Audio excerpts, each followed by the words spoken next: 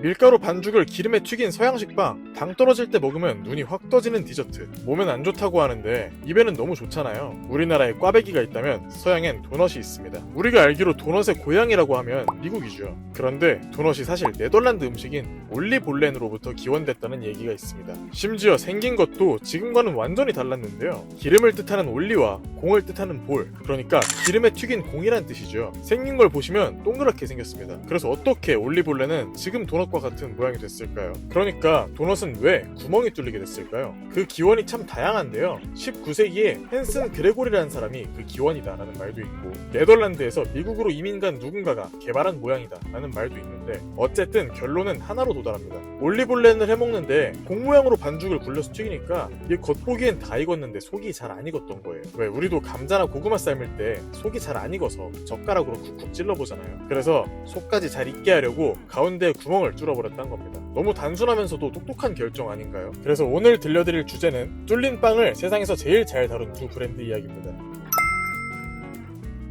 도넛은 들어가는 재료에 비교적 별게 없습니다. 기름, 밀가루, 설탕. 그런데 이 세 가지 요소가 도넛의 입지를 다지는데 엄청난 영향을 끼칩니다. 첫 번째로 도넛은 열량이 엄청난 음식입니다. 탄수화물을 기름에 튀기니까요. 그리고 두 번째로는 기름에 튀기니까 만드는 속도까지 빨랐고요. 세 번째는 포만감이 상당해요. 이게 배도 든든하게 하면서 혈당을 쭉 끌어올리니까 기운나는 느낌이 절로 들죠. 마지막으로는 설탕을 뒤집어 씌우니까 잘 상하지도 않아서 유통 과정도 편리했습니다. 그런데 이거 탄수화물만 단백질로 바꾸면 생각나는 제품이 있지 않나요? 이 스팸이랑 좀 비슷한 것 같습니다. 열량도 높고 유통기한도 기니까요. 이런 음식들의 특징이 있습니다. 전시에 아주 유용하다는 거죠. 스팸 이야기가 궁금하신 분들은 우측 상단 카드를 클릭해주시면 확인할 수 있을 것 같습니다. 아무튼 고열량이면서 제조 시간이 빠른 도넛 역시 전시에 사랑받았는데요. 1차 세계대전 중 미국 군인들에게 엄청난 인기를 끌었어요. 도넛이 구호품으로 나왔는데 매번 전투식량만 먹다가 달콤한 도넛을 먹으니까 이 천국의 맛이 따로 없었다고 합니다. 그래서 전쟁 이후에 미국에서 도넛이 제대로 사랑받기 시작합니다. 1915년 6월 30일 켄터키주에 태어난 한 사내가 있었습니다. 이름은 루돌프였죠. 맏형으로 태어나 삼촌이 운영하는 잡화점에서 함께 일하면서 어릴 때부터 사장 마인드를 배우고 있었죠. 그렇게 시간이 흘러 1933년 고등학교를 졸업 후 삼촌과 함께 새로운 일거리를 찾아서 떠나는데요. 루돌프의 삼촌이 프랑스 요리사로부터 도넛 레시피를 사서 도넛 가게를 열기로 합니다. 그런데 왜 하필 도넛 산업에 뛰어들었냐 하면 이 당시가 대공황 때였는데 도넛이 아까 전시에 유용하다고 했죠. 싸고 열량이 높았으니까 경제가 불안정한 시기에도 도넛은 사랑받았거든요. 그렇게 루돌프와 삼촌이 설립한 게 바로 크리스피크림입니다. 크리스피크림은 1937년 설립된 도넛 체인으로 처음엔 도매상이었어요. 대량으로 생산해서 소매점에 도넛을 판매했던 거죠. 그래서 처음엔 일반 고객들에겐 판매하지 않았는데 사람들이 줄을 서 있으니까 조금씩 판매하다가 점점 소매 수요가 많아지면서 소매로 전향하게 됐습니다. 대량으로 만드니까 도넛 만들 때 나는 냄새가 사람들을 자극했던 거죠. 어쨌든 도매점에 손님이 줄을 서서 소매점으로 전향할 정도였으니까 인기가 얼마나 많았겠어요. 그래서 크리스피크림은 사람들이 매장 밖까지 줄을 늘어지게 설 정도로 인기를 누렸습니다. 매일같이요. 그런데 당시 미국에 도넛 가게가 없었던 것도 아니고 왜 굳이 사람들이 도매상에 가서 줄을 설 정도로 크리스피크림을 사랑했던 걸까요? 그 인기의 비결은 바로 투명한 시설이었어요. 크리스피크림은 도넛을 만드는 시설이 완전히 오픈되어 있는데 이게 밖에서도 다 보이는 거예요. 컨베이어 벨트를 연상시켜서 지나가다가 눈길이 갈 수밖에 없는 구조죠. 그러다가 매장 앞에 있는 빨간색 네온 등이 켜지면 도넛을 하나씩 공짜로 나눠주는 전략 아닌 전략도 취했으니까 사람들 입장에선 절로 매장 앞을 서성거리게 된 거죠. 이때부터 크리스피크림이 밀고 있는 대표 메뉴가 있는데요. 말 안 해도 아시죠? 크리스피크림의 대표 메뉴는 누가 뭐래도 오리지널 글레이즈드 도넛입니다. 겉은 바삭하고 속은 쫄깃한 도넛의 식감에 설탕 코팅의 달달함을 얹어 맛이 없을 수가 없는 조합이죠. 이 쫄깃하고 달달한 맛이 사실상 크리스피크림을 지금까지 이어지게 했는데요. 단 음식을 싫어하시는 분들이라면 쳐다도 안 보겠지만 미국은 그런 거 없죠. 초코 케이크를 초코 쉐이크에 넣어서 갈아서 초코 시럽까지 뿌려 먹는 민족이니까요.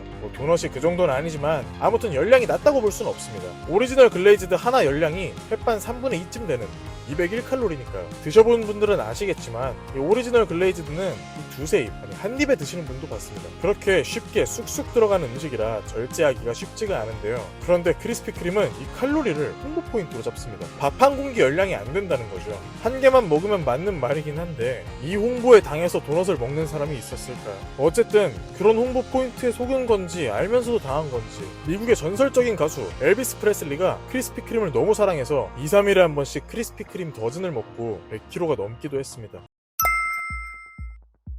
그리고 이번엔 뭔가 더 친숙하게 느껴지지 않나요? 던킨은 크리스피 크림이 생기고 약 10년 뒤인 1950년 설립됩니다. 이게 처음부터 던킨은 아니었어요. 창립자 윌리엄 로젠버그는 1948년 오픈캐틀이라는 커피 도넛 체인점을 운영 중이었는데요. 사실 도넛보다도 원래 커피를 주로 판매하던 사람이었어요. 그러니까 카페였죠. 그런데 의외로 도넛이 엄청난 인기를 끌게 됩니다. 그럴만도 한 게 1차 대전, 대공황, 2차 대전을 겪은 도넛은 이제 미국 국민 모두가 사랑하는 음식이었거든요. 또 로젠버그가 도넛을 특이하게 잘 만들기도 했습니다. 바리에이션 주는 걸 좋아했거든요. 옛날 도넛은 많아봐야 종류가 3, 4개, 5개 정도였는데 로젠버그의 도넛은 10종류, 20종류였으니까 소비자들이 보기엔 정말 새로운 세상 같았다고 합니다. 아무튼 로젠버그는 도넛 개수를 공격적으로 늘리면서 약 50종류의 도넛을 판매하기로 합니다. 이때 가게 이름도 함께 바꾸는데요. 그 이름이 바로 던킨이죠. 덩크인, 농구할 때 덩크 아시죠? 그 모습을 닮았다고 해서 커피에 도넛을 찍어 먹는 모습을 덩크인이라고 했는데요.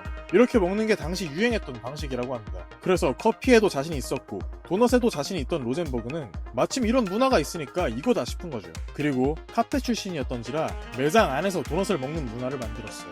도넛이 생긴 게 들고 다니면서 차에서 먹기 딱이잖아요. 그래서 당시엔 무조건 걸어 다니면서 또는 차에서 먹는 음식으로 인식됐습니다. 그러니까 매장 안에서 도넛을 먹는 방식은 던킨 도너츠가 처음이었던 거죠. 그렇게 던킨 도너츠는 커피, 다양한 도넛, 매장 제공 이 3가지 전략으로 미국인들의 마음을 확 사로잡아 급속도로 체인을 늘리고 세계 최대의 도넛 프랜차이즈가 되기도 합니다.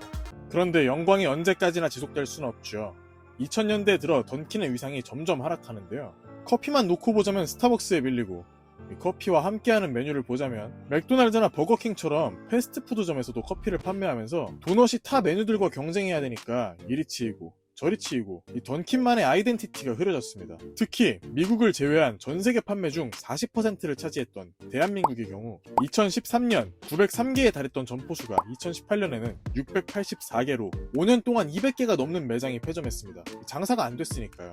그게 이리 치이고 저리 치이고도 문제였는데 진짜 문제는 건강이었습니다. 밀가루를 기름에 튀겨서 설탕에 바른 음식이니까 점점 건강에 관심을 가지는 소비자들에게 도넛은 악마의 디저트와도 같았죠. 그래서 던킨 도너츠는 변화가 절실했습니다. 새로운 세대들이 공감할 수 있는 메뉴를 만들고 그들의 니즈를 충족시킬 새로운 전략을 세워야 했죠. 그래서 이름부터 바꾸기로 합니다. 사명에서 도너츠를 제외시켰습니다. 높은 칼로리 그리고 달고 기름진 도넛이 현대 헬스케어 트렌드와 맞지 않는다는 약점을 보완하기 위해서였죠. 그 이후 음료와 식사 대용식 메뉴를 강화했는데요. 2023년 기준으로 실제 던킨을 먹여 살리는 매출의 약 60%는 도넛이 아닌 커피와 음료에서 발생하죠. 여러분, 도넛을 대중화시켰던 이유는 도넛을 몰락으로 끌고 가기도 했고 이제 음료를 위주로 다루는 매장으로 변화시키기도 했습니다. 이렇게 브랜드의 의도와 다르게 제품의 특성에 따라 발맞춰 가는 경우도 있는데요. 어떻게 보면 브랜드가 제품을 통제하지 못했다고 비난할 수도 있지만 자존심을 과감히 내려놓고 시장의 흐름과 상황에 따라 잘 변화하는 것도 너무 중요한 선택이죠. 최근엔 도나스라는 이름이 잘 어울리는 한국식 도넛 열풍이 불어서 다시금 도넛이란 디저트가 재조명됐는데요. 앞으로 도넛 시장이 어떻게 변화해 나갈지 지켜보는 재미가 있겠네요. 여러분들은 어떤 도넛이 제일 좋으신가요? 댓글로 남겨주시면 좋을 것 같습니다. 오늘 영상은 여기까지 도넛 이야기였습니다.